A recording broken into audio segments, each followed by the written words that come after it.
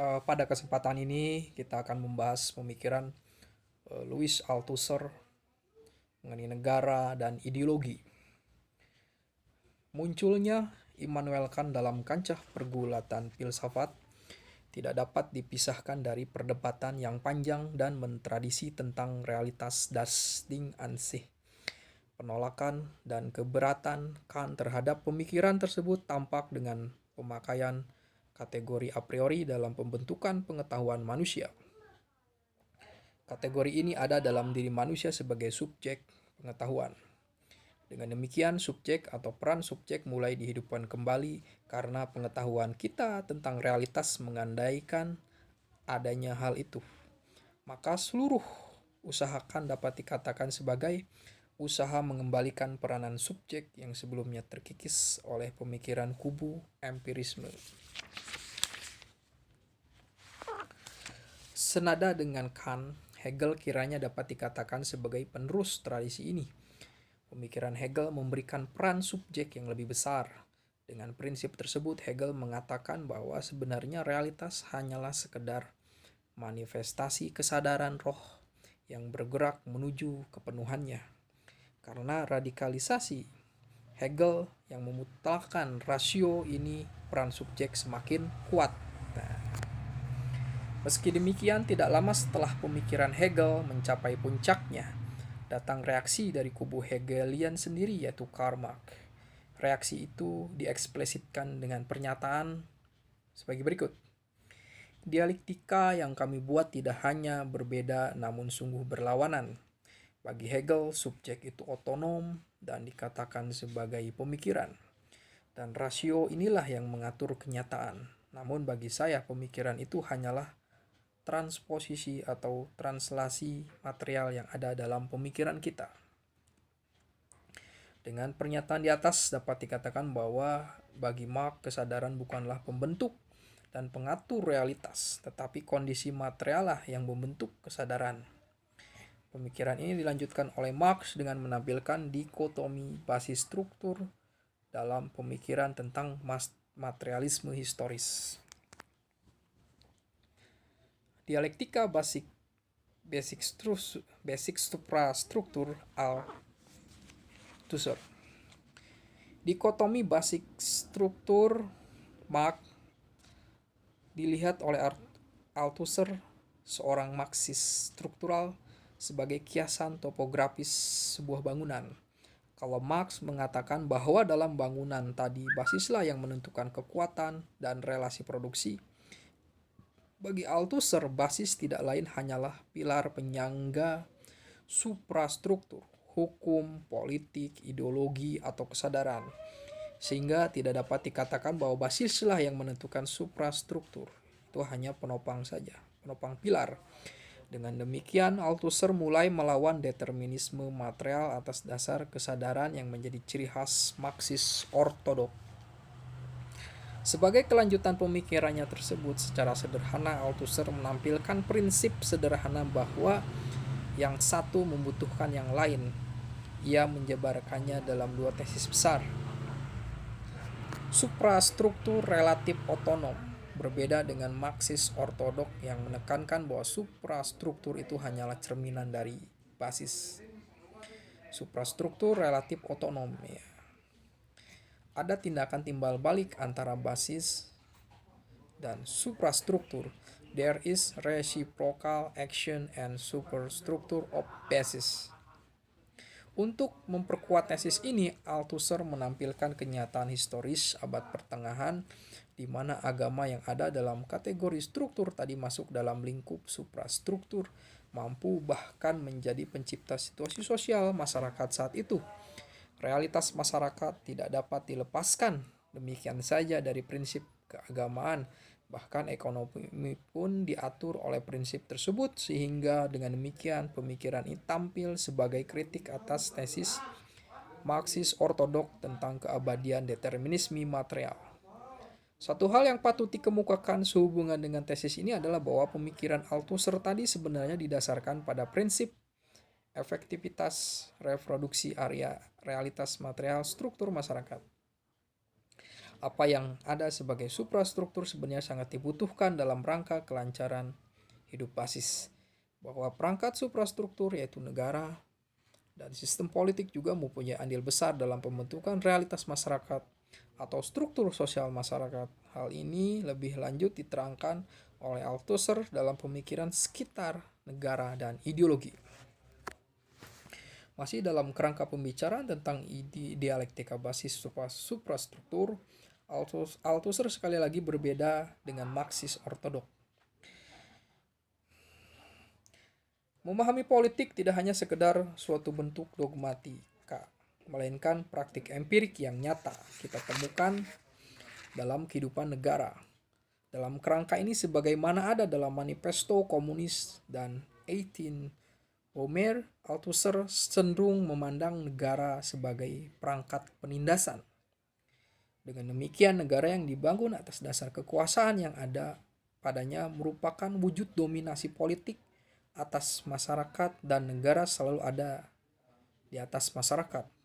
Jadi negara itu bagi Althusser sebagai perangkat penindasan atau memiliki potensi untuk menindas. Althusser dalam pembahasannya tentang negara sebagai mekanisme represi atau mesin represi ini, seperti kelompok Marxis ortodoks, selalu mengacu pada kesatuan perangkat kenegaraan. Sebagai suatu kesatuan perangkat, negara tidak hanya mempunyai fungsi spesifik, negara mampu pula menciptakan fungsi umum sebagai perluasan-perluasan dari fungsi esensial yang kemudian menjadikan ia sebagai mekanisme represif, yakni sebagai alat perjuangan kelas. Dalam fungsi itu, negara berdiri sebagai kekuatan intervensif dalam perjuangan kelas.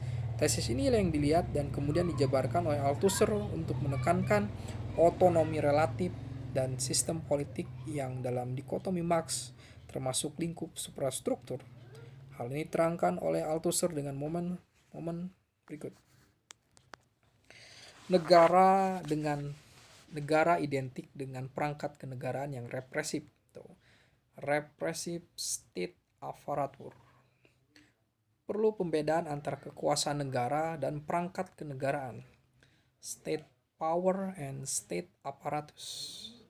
Tujuan utama setiap perjuangan kelas adalah kekuasaan negara. Perangkat kenegaraan menjadi fungsional bagi perjuangan kelas.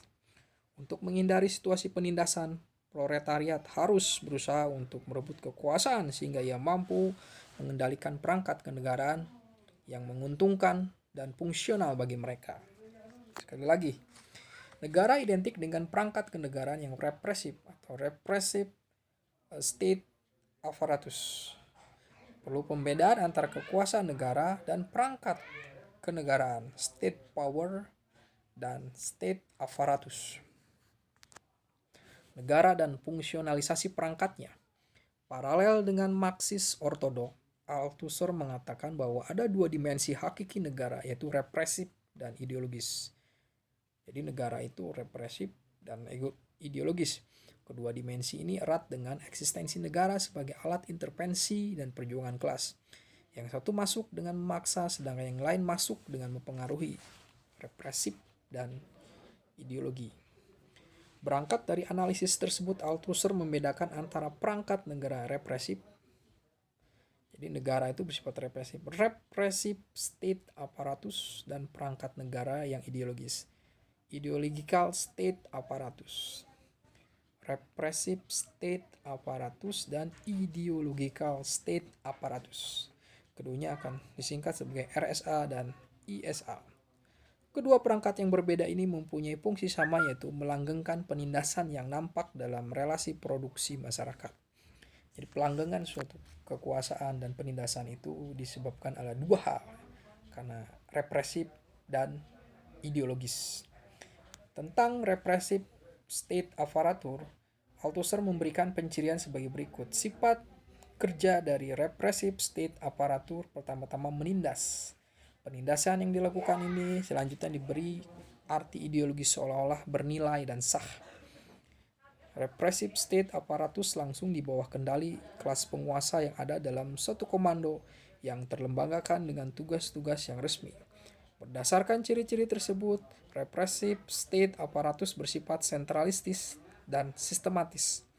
Repressive state apparatus ini bagi Althusser identik dengan sistem dan struktur negara yang semata-mata berdiri sebagai penyangga kekuasaan yang sah dan eksplisit.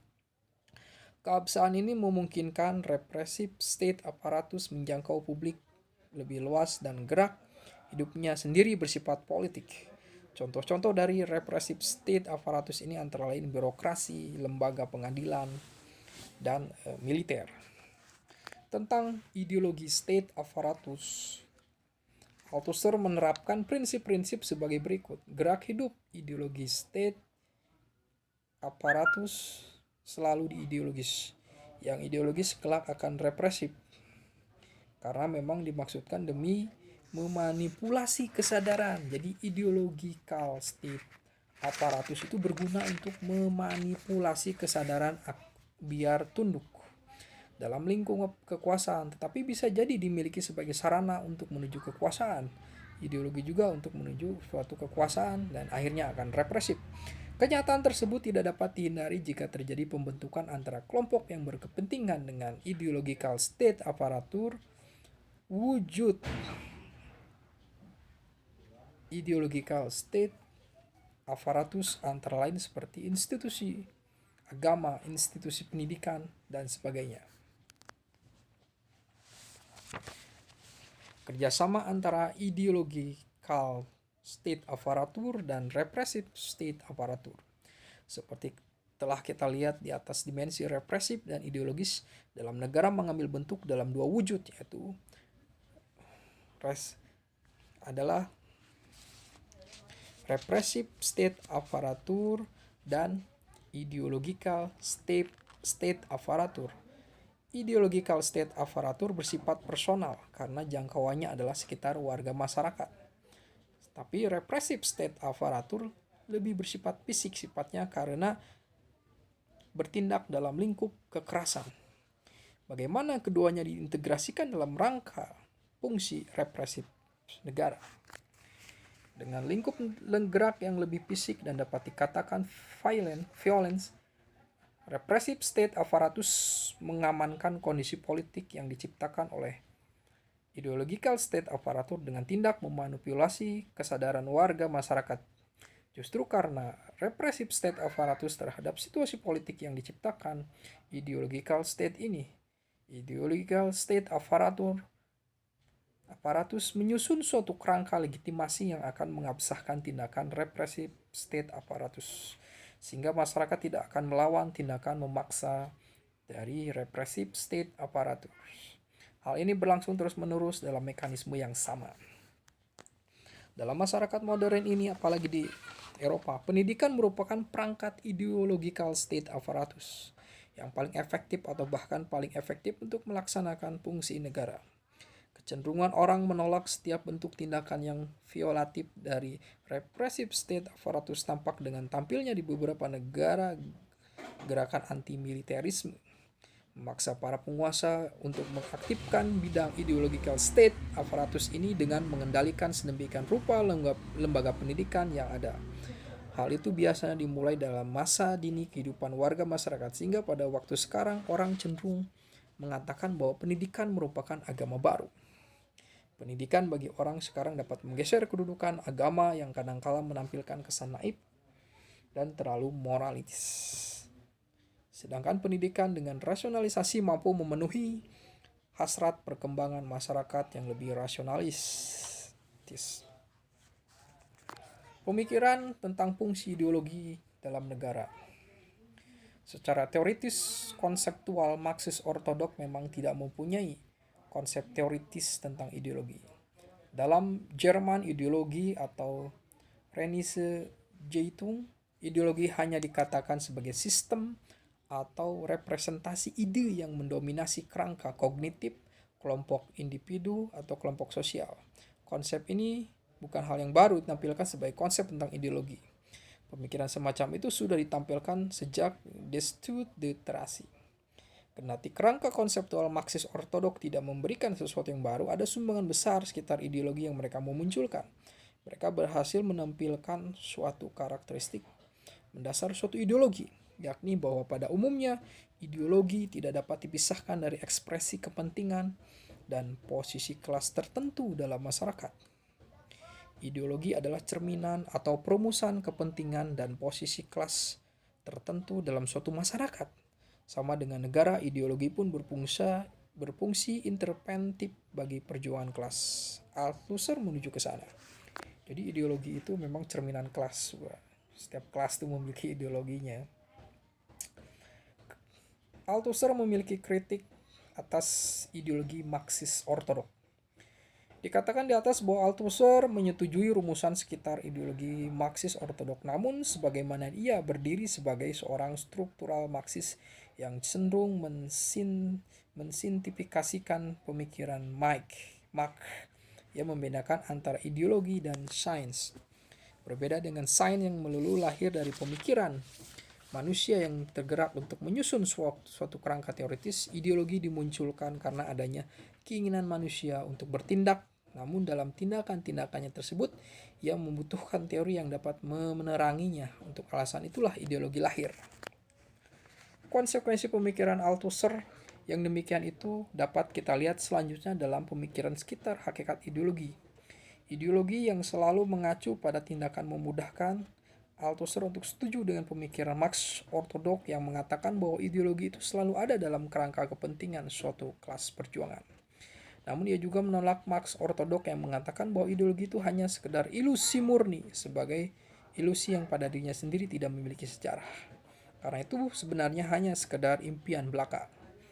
Penolakan ini dikatakan Althusser sebagai sikap ketidaksetujuan terhadap pernyataan paradoksal Marxis ortodok itu.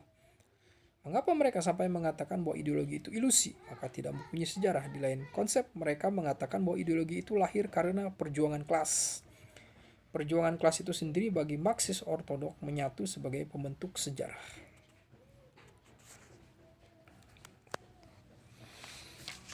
Hakikat suatu ideologi menurut Althusser berbeda dengan pendekatan yang negatif dari Marxis ortodok terhadap ideologi.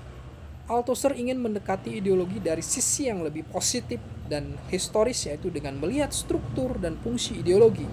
Dari pendekatan ini, Althusser menampilkan dua tesisnya tentang ideologi. Adanya kemungkinan bahwa ideologi mempunyai sejarah pada dirinya. Secara umum, ideologi memiliki sejarah. Sekilas tampak, hal yang sama terjadi bahwa ada paradok antara kemungkinan historisitas ideologi dan generalisasi bahwa ideologi tak bersejarah.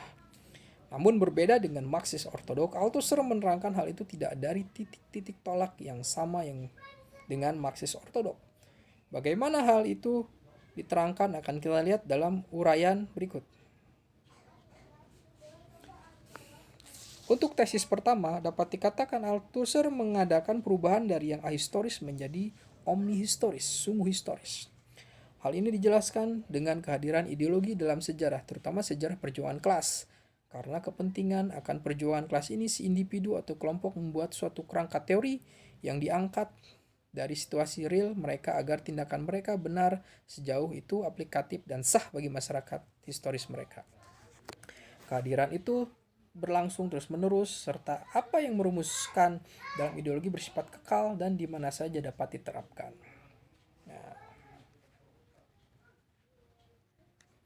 Namun justru pada pernyataan akhir dari tesis di atas, Althusser mengatakan bahwa umumnya ideologi adalah ahistoris. Kata sifat kekal itu menurut Althusser secara implisit mengandung artian tidak menyejarah. Hal ini diterangkannya dari sudut pemahaman historisitas modern dan pengaruh psikoanalisis yang terutama dibawa oleh Jacques Lacan. Dari pemahaman historisitas modern, sesuatu itu historis jika berada dalam batas-batas waktu tertempat. Dari psikoanalisis, sifat kekal itu hanya dimiliki oleh struktur kepribadian yang tidak sadar. Struktur kepribadian ini bersifat metahistoris, mengatasi ruang dan waktu, karena sekali terbentuk. Sesuatu yang metahistoris itu menurut pemikiran modern tentang sejarah malahan tidak historis.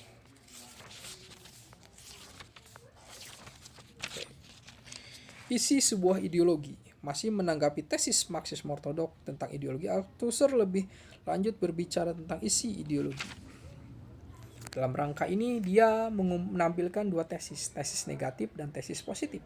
Dalam tesis negatif, Althusser berbicara sekitar kehadiran ideologi dalam bentuk yang lebih imajiner sifatnya.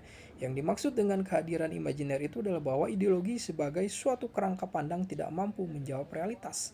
Ketidakmampuan ini disebabkan karena ideologi hanya sibuk dengan usaha-usahanya untuk menemukan realitas dunia sejauh kesesuaian dengan bentuk imajiner dunia yang ada dalam ideologi. Dengan demikian, mereka akan dapat mengatakan bahwa apa yang sebenarnya imajinasi saja sesungguhnya merupakan kondisi real eksistensi masyarakat.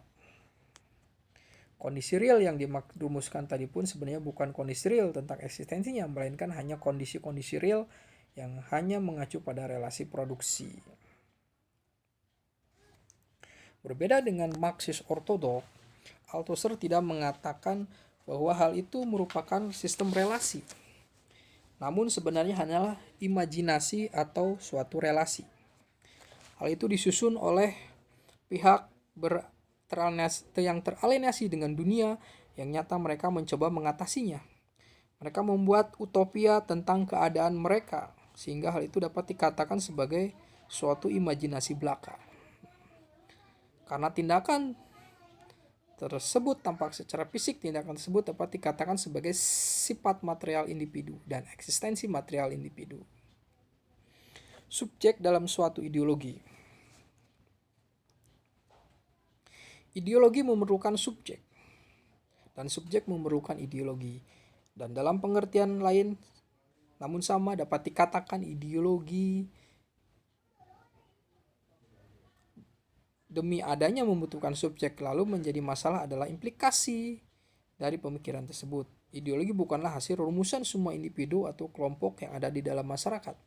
Mereka adalah hasil rumusan dari kelompok individu yang ada dalam masyarakat. Nah, tidak semuanya. Untuk mendukung usaha ini kita telah diskusikan sekitar ideological state apparatus adalah penciptaan subjek-subjek ideologi. Jadi fungsi dari ideological state apparatus itu adalah membentuk subjek-subjek ideologi. Subjek yang diinterpelasi sebagai subjek ideologi tersebut berasal dari individu yang konkret. Oke, demikian pembahasan mengenai Louis Althusser bahwa fungsi negara itu memang untuk mempertahankan kesejahteraan rakyatnya, menjaga stabilitas keamanan dan gangguan dari luar, tapi fungsinya juga adalah untuk mensejahterakan masyarakat kalau itu menjadi konstitusinya. Tapi bagaimana dengan negara yang melaksanakan praktik otoriter? Maka mereka akan menggunakan dua hal, yaitu represif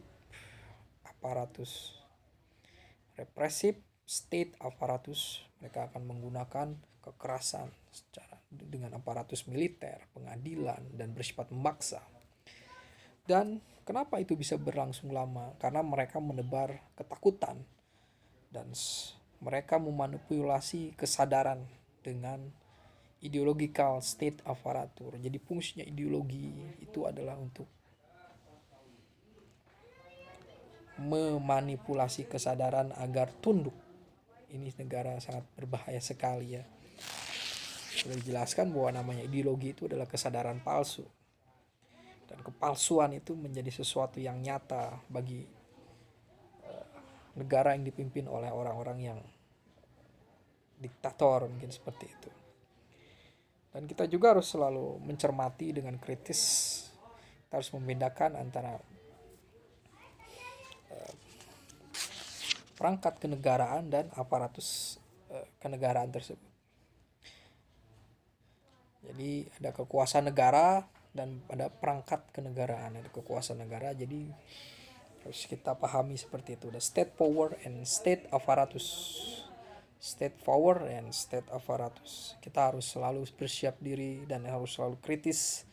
Dengan demokrasi lah kita bisa menjaga kebebasan masyarakat dan diri kita sendiri. Terima kasih.